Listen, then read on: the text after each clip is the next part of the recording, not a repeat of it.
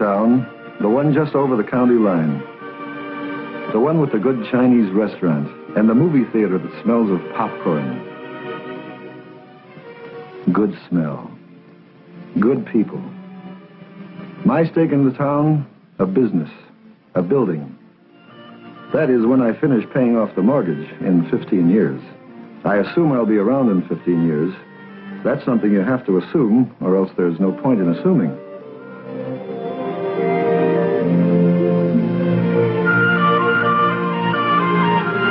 No one thinks about it much anymore. Too many crises, too many scares. So we push it to the back of our minds, where it waits, staring, bright-eyed, silent, more or less.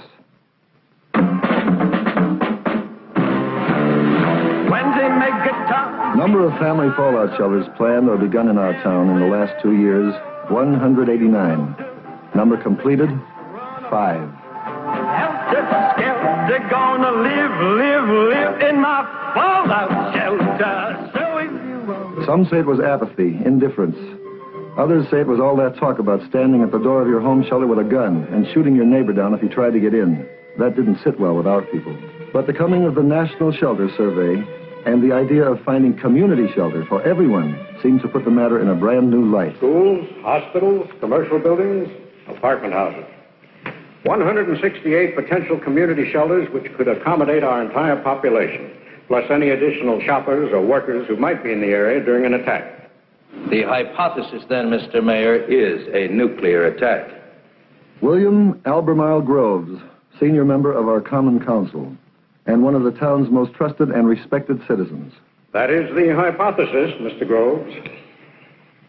Unlikely, but possible from a military point of view. Your job depends upon accepting that as a premise, does it not? Dennis J. Allen, our Civil Defense Director. Shall we continue, gentlemen? By all means. The use of private structures will, of course, be up to the individual owners. But people like School Trustee McCardle have allowed the government to survey their buildings, to mark them as shelters, and to stock them with essential supplies. Well, don't make a hero out of me, Mr. Mayor. I was opposed to the idea at first, but the people in my building wanted a shelter, and I wanted to make them happy. It was just good business. Well, underneath it all, people like to know that there's somewhere to go if it happens. A bank, a store basement, a school.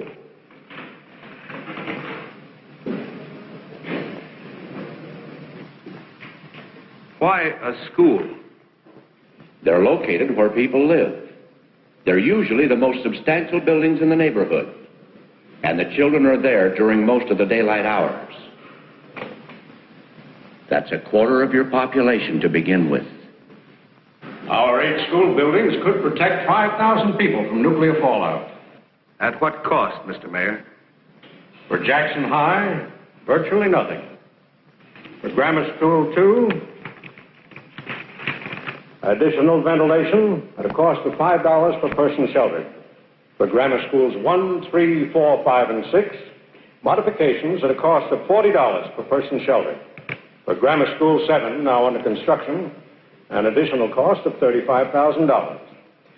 Total cost of all modifications combined, $163,125.11. To be paid by whom? By the people, naturally. Will the doors of these shelters be thrown open to everyone? The schools always did belong to everyone.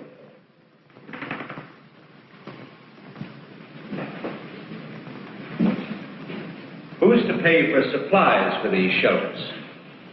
All stocked by the federal government. Food, water, medicine, radiation measuring instruments. Yes. Who guards these supplies against vandalism? Who administers the shelters, conducts shelter drills, trains the people in medical aid and in the use of these radiological gadgets? Well, those things can be worked out. Or dropped entirely, Mr. Mayor. Not only is this not a matter for the schools, but in times like these, I can think of no more futile, negativistic approach than burrowing into the ground, and at these staggering costs. We can raise the money. And do without furniture, books, a cafeteria for Grammar School 2, more teachers for Grammar Schools 3 and 5, where we already have more than 40 pupils in a class. We want them to be 40 live pupils. I want them to be 40 live pupils, too. But I deny the issue is survival. Because for the first time in human affairs, to kill is to be killed, and to let live is to live. An uneasy balance, to be sure, but the beginnings of peace. Now, if we're going to spend our money, let's spend it bolstering peace. Best fallout protection we have. We all believe in working for peace, but that doesn't mean we can't take reasonable measures for defense. What is a reasonable defense against total destruction? Tell me what will be left for those people when they come up out of their holes. Shall we begin with life?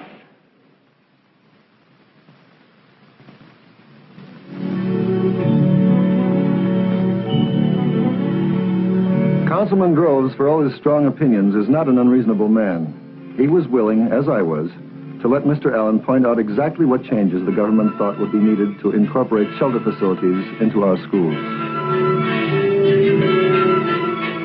There was a lot of technical talk, Rankins, PSIs, protection factor 100.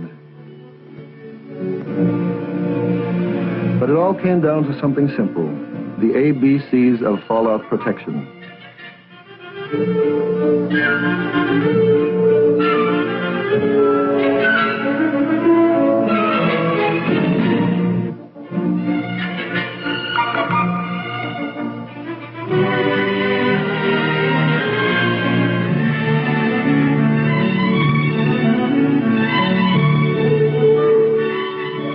The walls and ceilings have to be thick enough to withstand deadly amounts of radiation. And if they're not, you make them thicker. And when all is done and you're protected by thick basement walls, you have to breathe, which means a system of ventilation.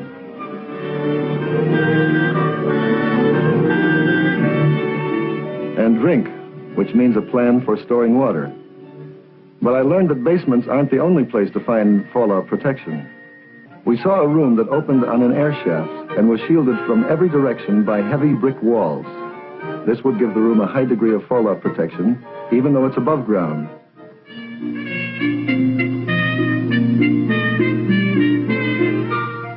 Rooms like this, and windowless rooms in the core of a building, can increase the shelter capacity quite a good deal.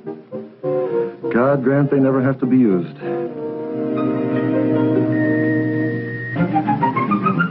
A few days later, Dennis Allen requested permission to present his case for school shelters before the full membership of the Common Council.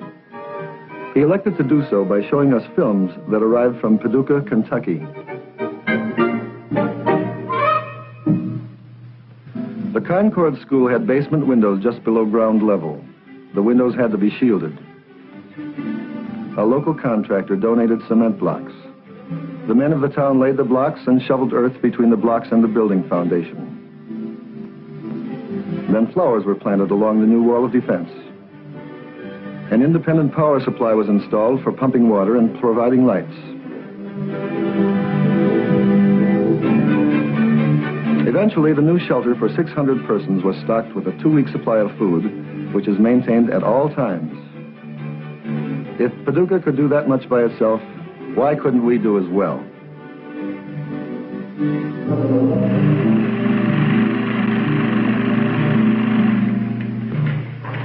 Well, gentlemen, what's your opinion?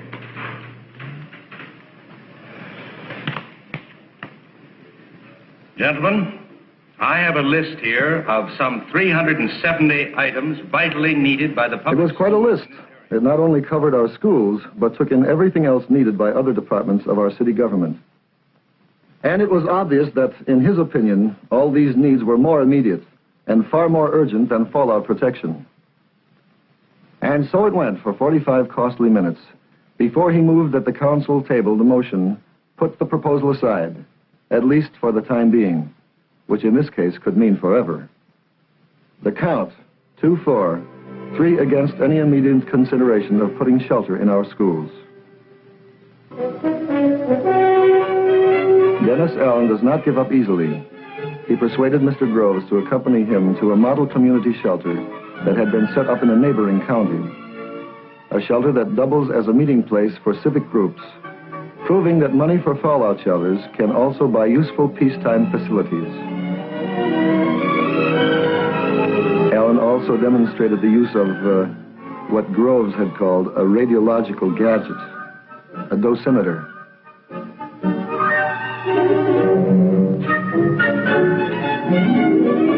Then showed him the supplies provided by the federal government.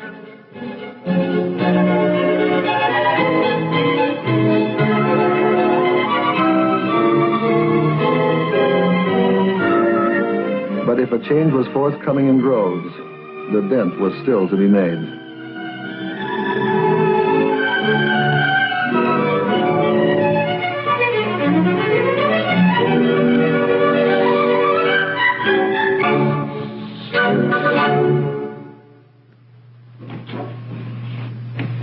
Thank you. Well, I'm sorry Mr. McCardle's out to lunch, but I'm sure I can help you. I'm flying to Capital City next Monday. I want to pick up some travel insurance. Certainly. That's Monday the 22nd. Yes. Mm-hmm. Round trip ticket? Yes.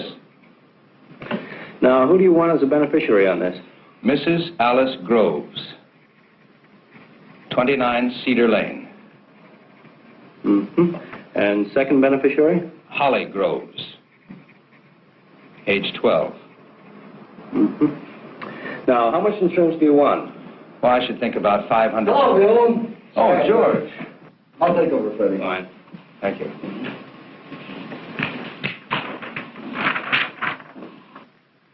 Travel insurance? Yes, Good policy. I'm sure it is.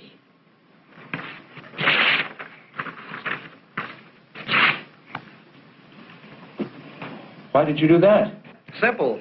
I don't want you to waste your money. But you said it was a good policy. Do you realize what your chances are of being killed in an airplane crash? No. About 1 in 350,000. Practically negligible. People are killed. People are, that's true. But chances are not you with odds like that. I'm sure you can find better ways to spend your money. Well, George, I'm not doing this for myself. Yes, you mentioned your wife and child as beneficiaries. Don't they love you? Well, of course they do. How much? Very much. Well, then if you got killed, chances are they wouldn't even want to go on. Absurd. People have to go on. Even H-bomb survivors? All right. You've made your point, but my time is limited, so if you'll please get a new application. No. I wasn't fooling. I'm not going to sell you a policy. They sell them out at the airport, George, in machines. I only came here out of friendship. Show friendship to the people of this town. Give them some insurance.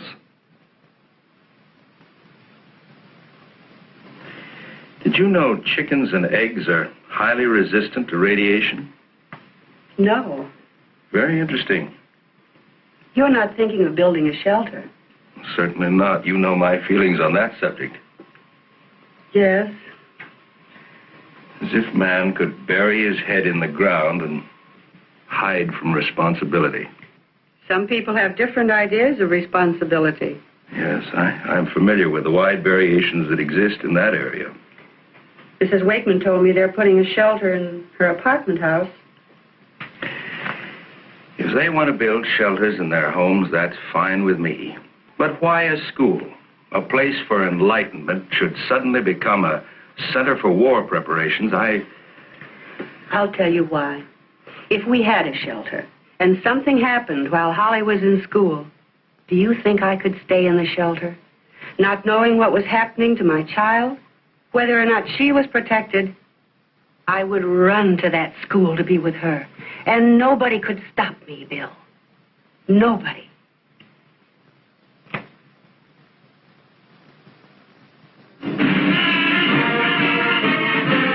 It was 2 weeks later, at a public meeting in Jackson High, that I saw Councilman Groves again.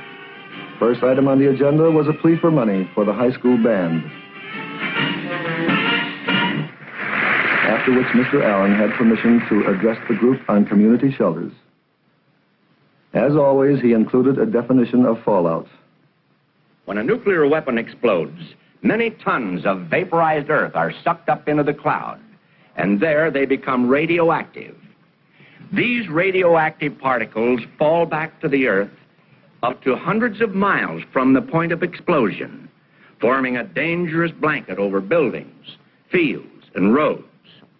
Exposure to a large amount of fallout radiation can cause severe sickness and could result in death within a few weeks. But the danger is a temporary one, since fallout decays rather rapidly after a nuclear blast.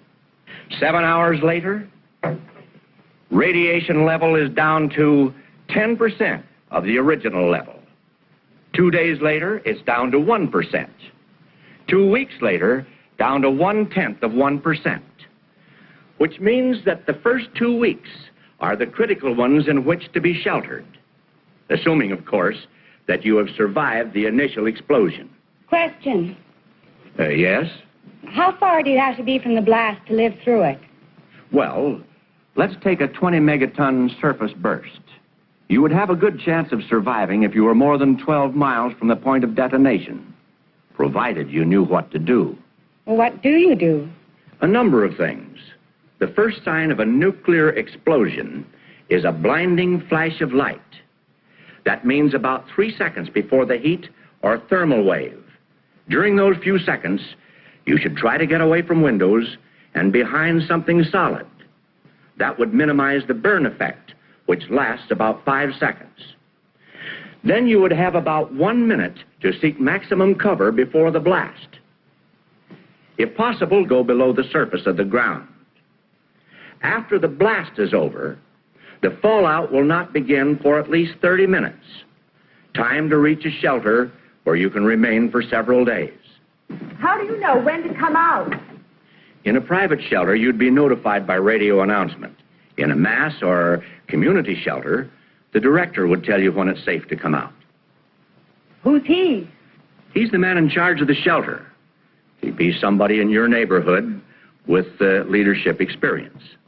Suppose the director doesn't get to the shelter in time. There's a regular chain of succession. That's all worked out in advance by the community. What if I'm in one shelter and my husband's in another? Is there some way we could communicate? Are you sure he'd want to, Harriet? There would be regular radio broadcasts with news of survivors and outside conditions. If we're going to have community shelters, why are they still pushing family shelters? Or do I just have an old pamphlet? The family shelters are still the best answer for people on farms or in other isolated areas. And if the people in the cities and towns want extra protection at home, we certainly don't discourage them. What happens when you come out of the shelter? Is there anything left outside? The fact that you've survived the initial blast will mean that a great deal remains outside. There'll be decontamination teams trained to clear necessary surface areas, such as stores where food supplies exist. Will the food be safe to eat? Most of it, yes. Canned foods and packaged foods are safe if the outside containers are washed. Fruits and vegetables can be eaten if they're washed and peeled. And meat that's been covered is fine if it hasn't been spoiled by lack of refrigeration. Can you drink the water outside? Water from most underground sources. Water that's been in pipes or tanks is fine. As for rivers and streams and lakes, normal flow and settling will get rid of most of the contamination within a few days. May I say a word, sir? Yes. I've been sitting here for 15 minutes listening to you, and I'm appalled that you would lull these people into a false sense of security. I wasn't aware of any lulling. Why, you gave me the impression that we would be safe in these so-called community shelters. Safe from fallout, yes.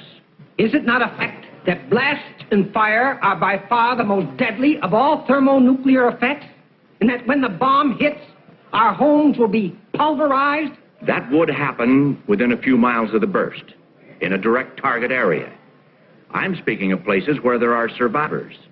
Do you mean to imply that we would not be a direct target area? I don't know whether we would or whether we wouldn't. Not a direct target area with our up-to-date chemical plant and our modern county airport only 2 miles away? I can tell you from reliable sources that the enemy wouldn't have enough weapons to hit every plant and every population center in the United States. And I say we're a prime target area, sir, and that nothing can save us. You're making a lot of assumptions, sir. I'd like to point out that...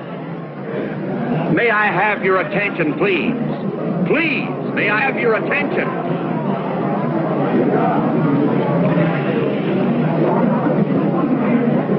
I would like to answer the gentleman's comments, if I may.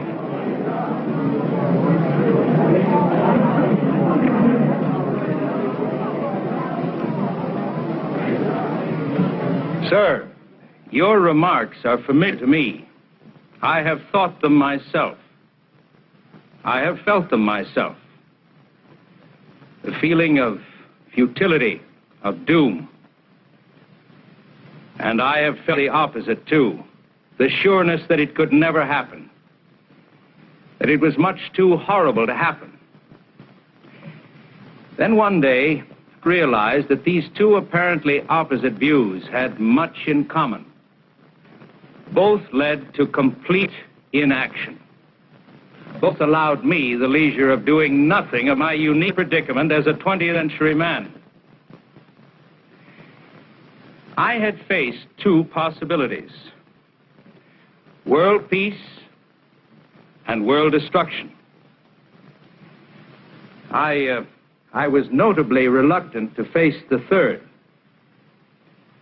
the possibility of a nuclear war in which some will survive. The most difficult of all to face because it requires intense preparation, sacrifice, money, for a day we hope will never come. If it doesn't, and the world is spared, who will care how much these things have cost? If it comes, and we are ready, then whatever we have spent beforehand will be cheap. You might say a form of insurance. Ladies and gentlemen, I ask your assistance in financing the construction of shelters in our public schools.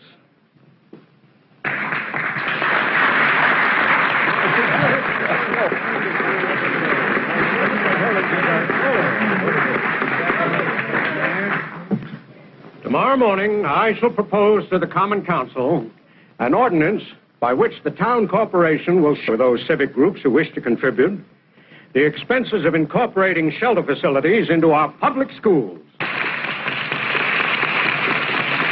Chain reactions are easier to start than to stop. Within a few days, plans were drawn up for a shelter in Grammar School 2, a shelter that doubled as a badly needed cafeteria. While other schools, work has begun to raise shielding to minimum protective levels. And it wasn't just schools. It was many buildings, public and private. In some, much work remains to be done, and will be done, because people have started to care. Like these doctors and nurses who've begun to give self-care medical lectures to housewives and businessmen, vital knowledge for shelter living. And the radio hams who came forth with the skill and equipment needed for emergency broadcasts in case of attack. Community action, no telling where it'll end.